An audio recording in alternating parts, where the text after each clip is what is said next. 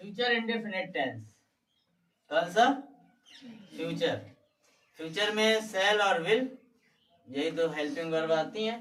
तो future indefinite tense में will भी या सेल भी सहायक क्रिया के बाद साथ मुख्य क्रिया की थर्ड फॉर्म का प्रयोग करते हैं। अगर फ्यूचर इंडेफिनिट टेंस में वाक्य आता है तो वहां पर विल भी या सेल भी लगा करके वर्ब की थर्ड फॉर्म लगा देते हैं। आपका एक्टिव वॉइस से पैसिव वॉइस चेंज हो जाएगा। Example, Mohan will write a letter today. Mohan will write a letter today. Mohan आज एक पत्र लिखेगा। जहां गागी के होता है वो फ्यूचर टेंस होता है ना। तो मोहन आज एक पत्र लिखेगा। कब लिखेगा? आज। अभी लिखा नहीं है, ना लिखा था, आज लिखेगा। यानी कि वो काम अभी किया नहीं गया है। जहां कोई काम किया ना गया हो वो क्या, कौन सा होता है? फ्यूचर। अब इसका पैसिव वॉइस बनाएंगे तो ऑब्जेक्ट तुम्हारा क्या है?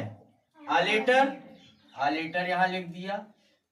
पहले ही बताया है कर्ता के अनुसार विल भी या सेल भी लगाएंगे। अगर कर्ता आई है तो सेल होगा और वी है तो सेल होगा। बाकी सबके साथ विल लगाते हैं तो आ लेटर विल भी लगा देंगे।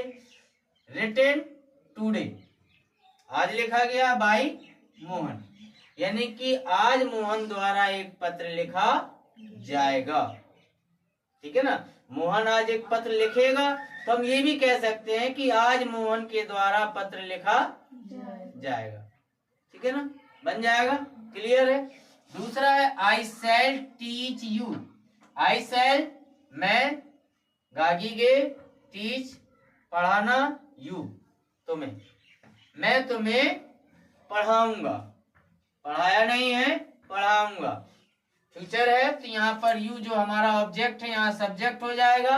यू विल बी, यू के साथ विल आता है, सेल तो नहीं आता। तो यू विल बी टीच का टॉट बाय मी, तुम्हें मेरे द्वारा पढ़ाया जाएगा। यानी कि you will be taught by me, तुम्हें मेरे द्वारा पढ़ाया जाएगा। ठीक है। अब आता है 8 नंबर में future perfect tense. Future perfect tense में क्या होता है? जैसे present perfect tense, past perfect tense, वैसे ही फ्यूचर। बस यहाँ पर प्रेजेंट परफेक्ट टेंस में क्या आता था? हैज है ना। क्या आता था? सब में आता था, हैज बीन आता था ना, हैज बीन या हैव बीन। और उसमें पास्ट में दोनों में हैड बीन आता था। ठीक है ना।